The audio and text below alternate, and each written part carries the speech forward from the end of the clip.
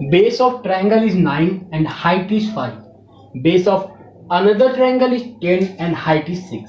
Find the ratio of areas of triangle.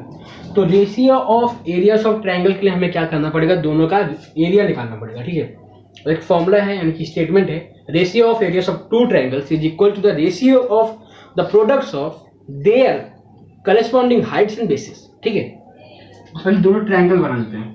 Triangle 1 हो गया, ये ट्रायंगल 1 और ये ट्रायंगल 2. इसका हाइट 5 एंड बेस 9 रखते हैं जो कि दिया हुआ है, और इसका 6 और बेस 10 रखते हैं. ठीक है, तो area of triangle 1 upon area of triangle 2 equal to half into 5 into 9 upon half into 6 into 10. ठीक है, half half cancel, 5 into 9 upon 6 into 10, 5 2 जा इक्वल टू 10. ठीक है, यहाँ पे 3 से डिवाइड करेंगे इसको, 2 आएगा, यहाँ पे 3 आएगा, 3 अपॉन 4. ठीक है, इसका आंसर क्या हो गया, 3:4. ठीक है, या 3/4. ठीक है, स्टैंडर्ड 10th का एक और इम्पॉर्टेंट सवाल ये है 1.1 एक्सरसाइज का क्वेश्चन नंबर 2. ठीक है, इसमें आपको क्या दिया गया है, BC परपेंडिकुलर टू AB, यानी जो CB है, DC है, ये AB को परपेंडिकुलर है, और AD परपेंडिकुलर टू AB, और AD भी इसको परपेंडिकुलर है. और ध्यान देने वाली बात ये है कि इन दोनों ट्रायंगल में बेस AB है और वो सेम है. ठीक है, जो बेस है वो तो सेम है, यानी कि हमें यहाँ पे फॉर्मूला क्या लगाना है, और BC और AD की वैल्यू दी गई है, BC यानी कि 4 है और AD की वैल्यू हमें दी गई है 8. ठीक है, तो हमें पता क्या लगाना है, इसमें triangle ABC upon triangle ADB का एरिया का क्या बोलते हैं, रेशियो क्या होगा. ठीक है, हमें पता लगाना है. तो areas of triangle with equal bases are proportional to their corresponding heights. और इसका बेस तो भाई सेम है, तो इसका किस पे बेस रहेगा, प्रोपोर्शनल रहेगा हाइट के ऊपर. तो हाइट हमें इसका दिया हुआ है 4 और 8, अकॉर्डिंग टू दैट फॉर्मूला उससे भी कर सकते हैं, या फिर हम लोग पूरा इसमें निकाल सकते हैं ट्रायंगल का. तो half into height base into AB into height BC upon half into AB into, और ये AD हो गया हाइट. ठीक है, तो AB सेम है और हाफ हाफ सेम है, कट जाएगा. ठीक है, जस्ट ए मिनट. ठीक है, तो कट गया ये, ऐसा ये भी कट गया है ना. तो बचा क्या, BC अपॉन AD. BC की वैल्यू 4 है, यहाँ पे सब 4 लिख दिया, और नीचे 8. AD की वैल्यू 1/2. ठीक है, 1/2. इसका वैल्यू क्या आ गया हमें, 1/2 या फिर 1:2 लिख दो. बात तो एक ही है, समझ में आ गया होगा. अगले वीडियो में. ठीक है, तो आज हमारे पास क्वेश्चन है थर्ड 1.1 सिमिलैरिटी का 10वीं का, जो कि बहुत ही इंपॉर्टेंट क्वेश्चन. उसे इंपॉर्टेंट क्या नहीं होता, इंपॉर्टेंट सब कुछ होता है. ठीक है, तो इसका आंसर देखते हैं. बहुत लोग को इसमें दिक्कत आ सकती है, तो पहले ध्यान दो इसमें कि किस पे आप क्या करके QT को फाइंड आउट कर सकते हो. उसमें पहले तो गिवन क्या है, गिवन है segment PS perpendicular segment RQ. जो RQ है इस पे PS परपेंडिकुलर है, बहुत ही इंपॉर्टेंट है ये. और segment QT perpendicular segment PR, और PR पे QT भी परपेंडिकुलर है.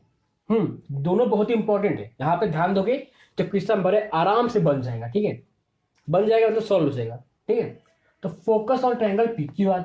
हिंट समझ लो इसको, PQR पे फोकस करो.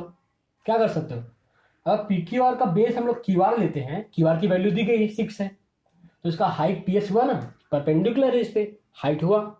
ठीक है, तो हम लोग PQR का ट्रायंगल जो है, ट्रायंगल PQR, उसका हम लोग क्या निकाल सकते हैं, एरिया निकाल सकते हैं. और PR भी तो इसका बेस है, क्योंकि और QT इसका हाइट हो सकता है, क्योंकि परपेंडिकुलर QT भी है. तो हाइट बेस अलग अलग भी मिल गया हम लोग को, मतलब कि दो अलग सर्कमस्टेंसेस मिल गए, कंडीशंस मिल गए. ठीक है, तब पहले हम लोग ट्रायंगल PQR का एरिया निकालते हैं. Area of triangle PQR. ठीक है, half into base into height, तो हाफ इंटू QR लिखो या RQ लिखो इंटू PS. ठीक है, तो हमें ये पता है, तो हाफ इंटू QR की वैल्यू 6 है और PS की वैल्यू भी 6 है, 6 इंटू 6. ठीक है, 36/2 कि हो गया कितना 18। तो area of triangle P Q are कितना है 18 है, ठीक है। और हमें पी आर की वैल्यू पता है और क्यू टी फाइंड आउट करना है।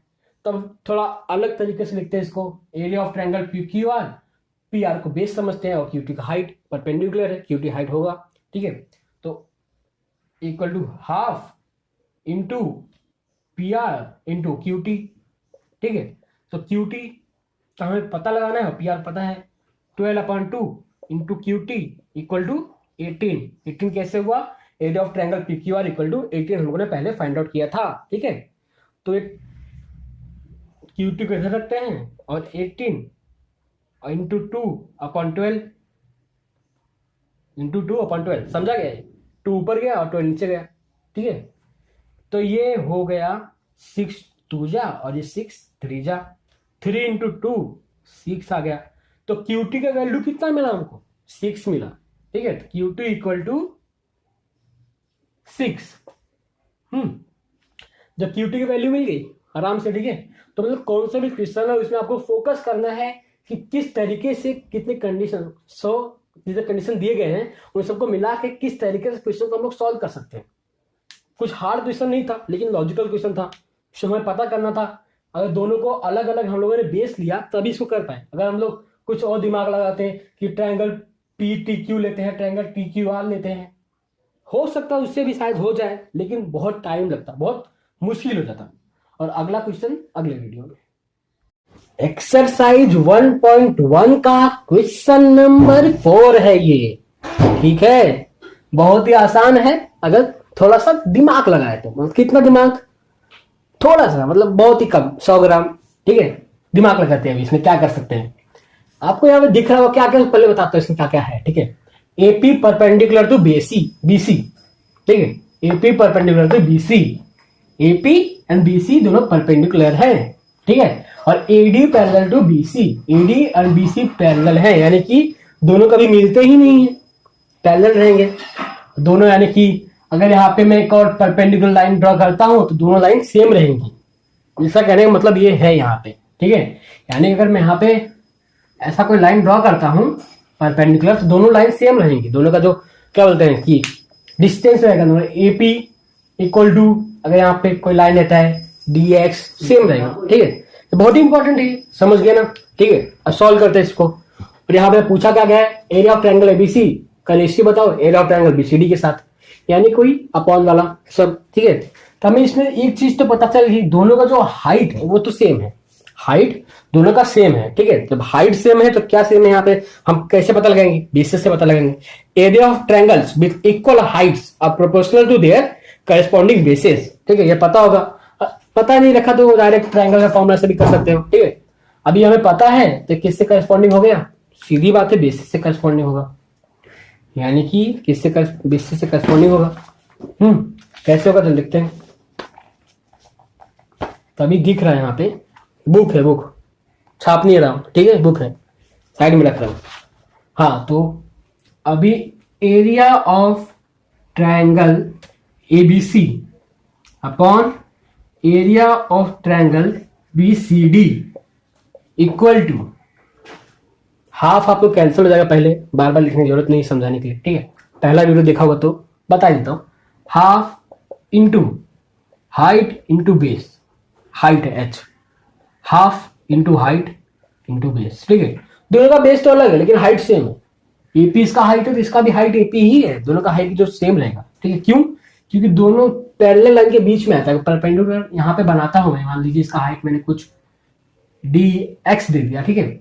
जो ट्रायंगल बीसीडी इसका हाइट और ट्रायंगल ईसीबी इसका हाइट सेम है, तो हाइट तो कैंसिल हो जाएगा, पहली बात हाइट कैंसिल हो गया, बचा क्या बेस, हाफ भी कैंसिल हो गया।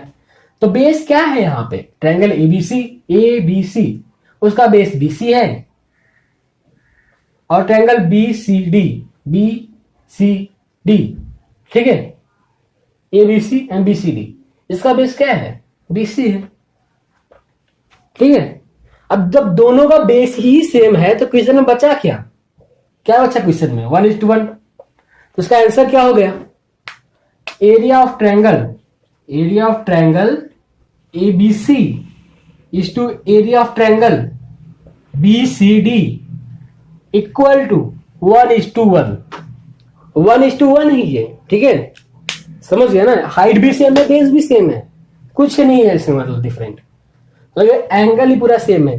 क्या बोलते, ट्रायंगल ही पूरा सेम है, 1:1 हो गया, ठीक है। अगले वीडियो में क्वेश्चन नंबर 5 सिमिलैरिटी का एक्सरसाइज 1.1, ठीक है। PQ परपेंडिकुलर टू BC दिया हुआ है and AD perpendicular to BC भी दिया हुआ है। PQ BC को परपेंडिकुलर है और AD भी BC को परपेंडिकुलर है। Area of triangle PQB upon area of triangle PBC। अब PQB कहां पे है, ये है, ये PQB है, PQB, और ये PBC है, ये PBC, ठीक है। इसमें सेम क्या दिख रहा है आपको, हाइट, PQ दोनों का हाइट सेम है, तो ये पूरा क्या बोलते हैं, पूरा सम किस पे आके अटक गया, BQ अपॉन BC पे। क्यों, क्योंकि दोनों का बेसिस सही है, ठीक है। अगर हाइट सेम होता है तो हम क्या करते हैं, area of triangle with equal heights are proportional to their corresponding bases. तो बेसिस BQ है एंड BC है, ठीक है। अगला क्वेश्चन, इस मतलब कि अगला पार्ट इसका, area of triangle PBC upon area of triangle ABC। PBC बड़ा वाला और ट्रायंगल ABC, इसमें बेस सेम है, हाइट डिफरेंट है, तो इसका क्या ED, पहला PBC है ना ऊपर, PBC, यानी कि PQ अपॉन AD आएगा, PQ अपॉन AD, बराबर। क्यों, areas of triangle with equal bases are proportional to their corresponding heights, ठीक है। अगला, area of triangle ABC upon area of triangle ADC। ABC और ADC दोनों का हाइट सेम है, ठीक है, ऊपर ABC तो BC अपॉन DC बेसिस पे, जो पहले बताया थेरम। और area of triangle ADC upon triangle PQC, ADC ये और PQC ये, इसमें तो कुछ भी सेम नहीं है, तो क्या करें, लिख दो हाफ कट करके, जैसा कि इसमें ADC में क्या है, ED into DC, ED into DC, और PQC में क्या है, PQC, PQ into QC, PQ into QC, हो गया ना। और अगला एक्सरसाइज जल्दी सॉल्व करेंगे कल पूरा।